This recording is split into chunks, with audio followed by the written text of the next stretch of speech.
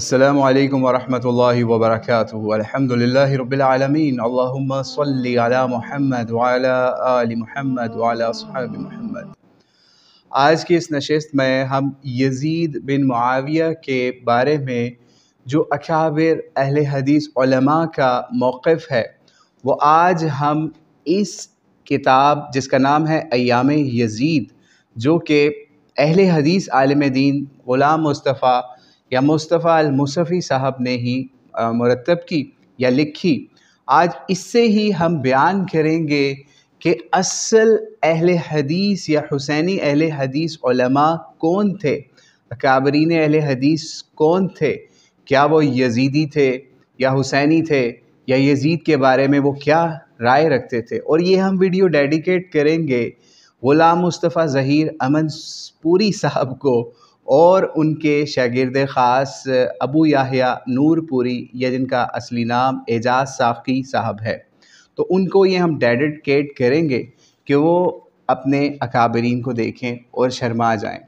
تو آئیے ذرا آغاز کرتے ہیں۔ یہ لکھتے ہیں یزید اکابرین اہل حدیث کی نظر میں وہ علماء اہل حدیث جنہیں اکابرین اہل حدیث میں شمار کیا جاتا ہے۔ آگے ان کا کچھ تعارف ہے، ہم اس کو تھوڑا سکپ کرتے ہیں۔ سید نذیر حسین محدث دہلوی رحمہ اللہ تعالی، ان کے بارے میں ان کی خدمات یا ان کے بارے میں کچھ لکھتے ہیں اور پھر بتاتے ہیں کہ کس طرح کے اہل حدیث تھے، اور پھر آگے محدث دہلوی کا یزید کے بارے میں فتویٰ بیان کرتے ہیں۔ فرماتے ہیں جاننا چاہیے کہ توبہ کا احتمال ہی احتمال ہے، اس بے سعادت نے اس امت میں وہ کچھ کیا ہے کہ کسی نے نہیں کیا۔ شہادت امام حسین رضی اللہ تعالیٰ عنہ و اہانت اہل بیت کے بعد مدینہ منورہ کی تخریب و اہلیان مدینہ کی شہادت و قتل کے واسطے لشکر بھیجا۔ 3 روز تک مسجد نبوی بے اذان و بے نماز رہی۔ انہی مشاغل میں تھا کہ اس کو موت آ گئی اور اس جہاں کو پاک کیا۔ اس کے بیٹے معاویہ نے برسر منبر اس کی برائیاں بیان کی، واللہ عالم، اور بعض سلف اعلام امت اس شقی پر لعن تجویز کرتے ہیں۔ چنانچہ علامہ تفتزانی رحمہ اللہ نے کمال جوش و خروش کے ساتھ اس پر اور اس کے ایوان پر لعنت کی ہے۔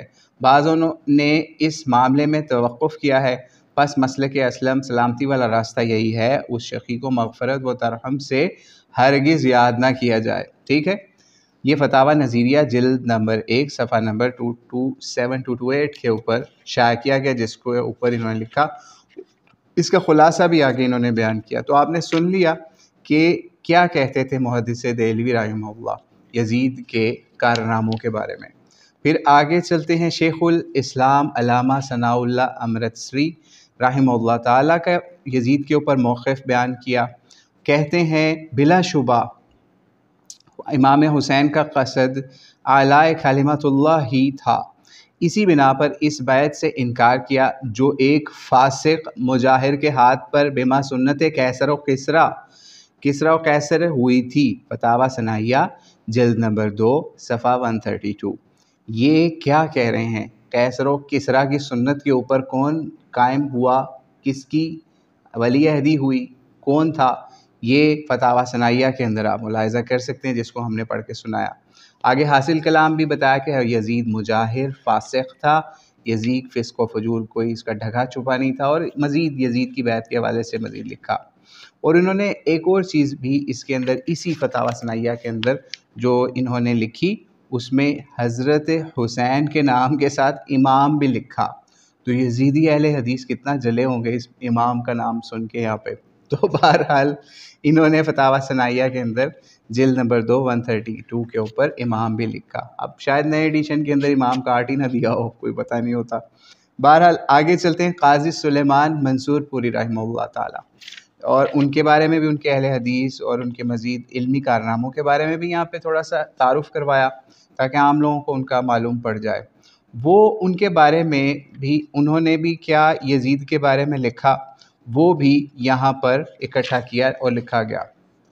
کہتے ہیں قاضی صاحب اپنی مشہور زمانہ کتاب رحمۃ للعالمین میں نبی صلی اللہ علیہ وآلہ وسلم کی ایک پیش گوئی کا تذکرہ کرتے ہوئے تحریر فرماتے ہیں فتح مکہ کے دن پنجشنبہ 20 رمضان 8 ہجری نبی صلی اللہ علیہ وآلہ وسلم نے شیبہ بن عثمان اور عثمان بن طلحہ کو بیت اللہ کی کلید عطا فرماتے ہوئے یعنی چابی عطا کرتے ہوئے ارشاد فرمایا تھا، لو یہ کنجی سنبھال لو، ہمیش کے لیے تم سے یہ کوئی کلید نہ چھینے گا مگر وہی جو ظالم ہوگا۔ ان مختصر الفاظ میں 3 پیشین گوئیاں ہیں۔ ایک، خاندان ابو طلحہ کا دنیا میں برابر باقی رہنا، نسل قائم رہنا، کلید بیت اللہ کی حفاظت و خدمت کا انہی سے متعلق رہنا، اور ان کے ہاتھ سے کلید چھیننے والے کا نام ظالم ہونا۔ نمبر 1 اور نمبر 2 کی بابت اب تک کل دنیا کو معلوم ہے یہ کلید بنو شیبہ میں آج تک موجود ہے اور نسل اب تک جاری ہے۔ نمبر 3 کی بابت مورخین کا بیان ہے کہ یزید پلید نے ان سے یہ کلید چھین لی تھی۔ ٹھیک ہے، یہ نوٹ کیجئے، یزید کو پلید لکھا ہے یہاں پہ۔ اس کے بعد 1323 سال کا زمانہ شاہد صادق ہے، کسی اور شخص نے نبی علیہ السلام اللہ کے رسول صلی اللہ علیہ وسلم کی زبان سے ظالم کہلانے کی جرت نہیں کی۔ سلیمان منصور پوری صاحب کی یہ کتاب رحمت للعالمین کے جلد 7 صفحہ 214-218 کے اوپر ہے، اور حاصل کلام کیا ہے؟ یزید کو پلید لکھا، غاصب لکھا، اور بدترین اور اس طرح کے القابات بھی اس کے اندر لکھے۔ تو یہ اہل حدیث لکھ رہے ہیں، ہم نہیں لکھ رہے۔ پھر آگے سید نواب صدیق الحسن بھوپالوی رحمہ اللہ تعالی، جو کہ اہل حدیث مکتبہ فکر کے بہت بڑے سرتاج سمجھے جاتے ہیں، سرخیل سمجھے جاتے ہیں، یزید کے بارے میں اپنے خیالات کا اظہار یوں فرماتے ہیں، اکثر لوگوں کے نزدیک ایک نہایت ہی قابل نفرت آدمی ہے۔ اس بد نصیب نے ایسے بدترین کام کیے ہیں جو اس امت میں کسی نے نہیں کیے۔ امام حسین رضی اللہ عنہ کو قتل کروانے کے بعد مدینہ منورہ کی بربادی کے لیے لشکر روانہ کیا، صحابہ کرام تابعین اعظام کو قتل کروایا، مکہ مکرمہ میں الحاد پھیلایا، اسی ناپسندیدہ حالت میں دنیا سے رخصت ہو گیا۔ اس کی توبہ کا احتمال کہاں رہا؟ بغیۃ الرائد 107-108 صفحے کے اوپر شائع کیا یہ۔ ٹھیک ہے، اب کیا حاصل کلام کیا ہے کہ انہوں نے اس کو یزید کو نہایت قابل نفرت انسان قرار دیا، بد نصیب اور امام حسین کا قاتل، لشکر بھیج کے مدینہ منورہ کو برباد کرنے والا بتایا، صحابہ کرام کا بھی قاتل اور تابعین کا بھی قاتل بتایا، اور پھر اس کا لشکر بیت اللہ کے اوپر بھی چڑھائی کے لیے۔ یہ سب ہم نہیں کہہ رہے، یہ یزیدی اہل حدیث نہیں کہہ رہے، بلکہ اہل حدیث علماء اکابرین میں سے سید نواب صدیق الحسن بھوپالوی صاحب کہہ رہے ہیں۔ پھر آگے مولانا عبد الاول غزنوی رحمۃ اللہ علیہ، یہ بھی بہت بڑے سرخیل اہل حدیث میں سے سمجھے جاتے ہیں، انہوں نے بھی یزید کے بارے میں یہاں پر کچھ لکھا، جس کو ہم مشکات شریف کی ایک حدیث کی شرح لکھتے ہوئے آپ فرماتے ہیں، اس حدیث میں یزید کی مذمت ہے، اس ناخلف نے جناب امام حسین علیہ السلام کو شہید کرنے کے بعد مدینہ بلشکر کشی کی،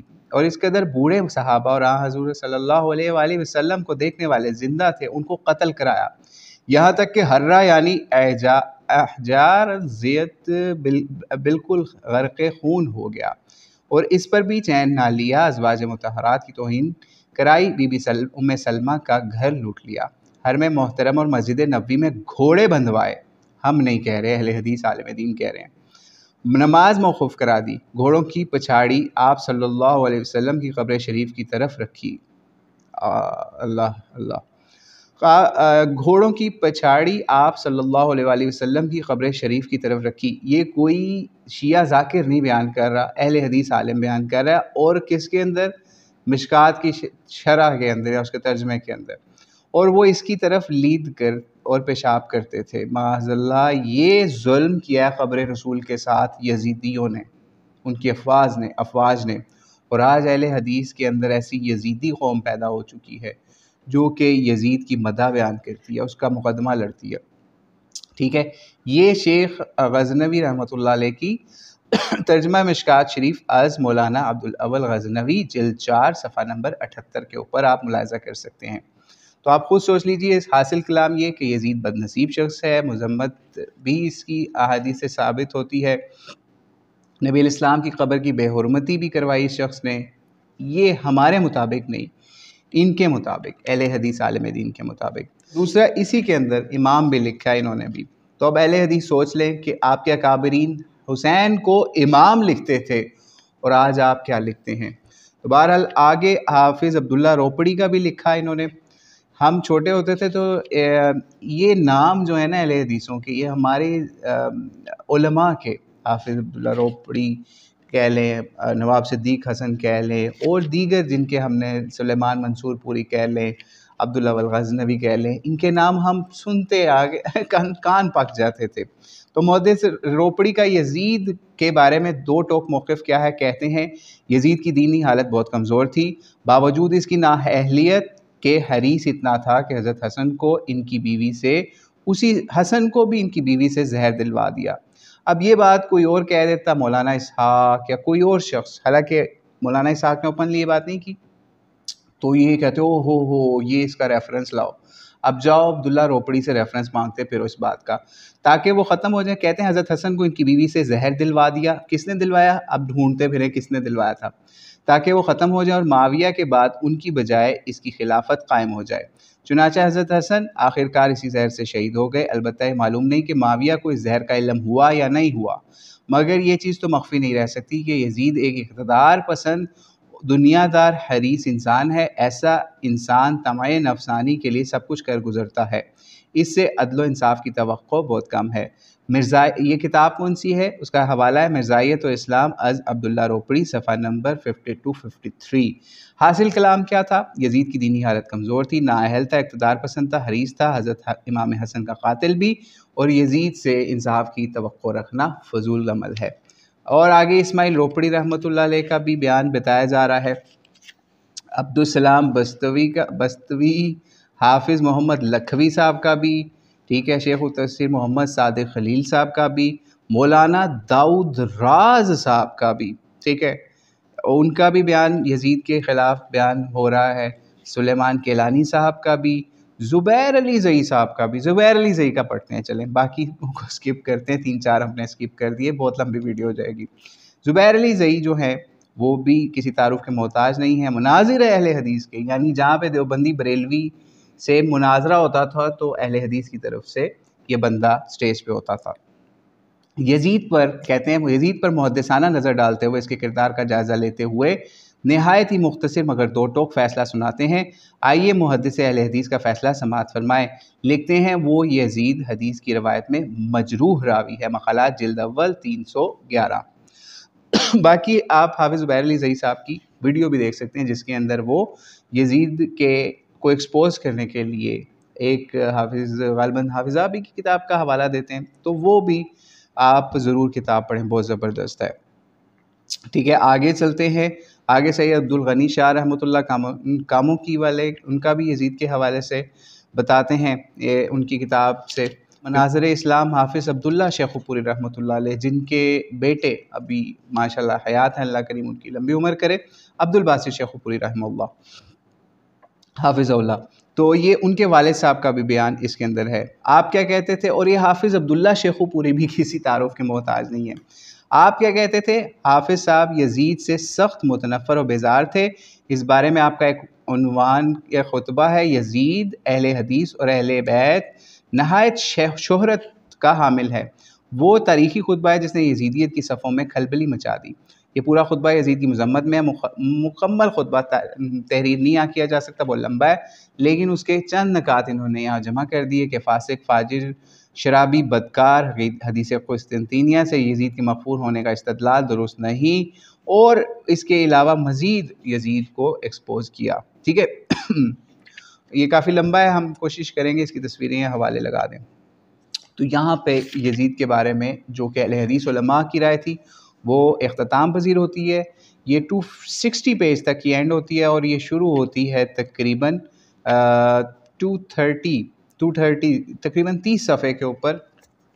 ایام یزید کتاب کے اندر آپ مزید پڑھ سکتے ہیں، اس کتاب کو ضرور خریدیں، بہت زبردست کتاب ہے، اہل حدیث عالم کی کتاب ہے، باقاعدہ حوالہ جات کے ساتھ ہے۔ تو یزید کو مزید انہوں نے اہل حدیث کی نظر سے بھی بیان کر دیا۔ پہلے ہم اسی کتاب سے یزید کو اہل سنت علماء کی نظر سے بھی بیان کر چکے ہیں، جو کہ ایک اور ویڈیو کے اندر آپ ملاحظہ کر چکے ہوں گے۔ اللہ سے دعا ہے اللہ کریم ہمیں حق بات کہنے کی توفیق عطا فرمائے۔ اللہ عالم بالصواب۔ السلام علیکم ورحمۃ اللہ وبرکاتہ۔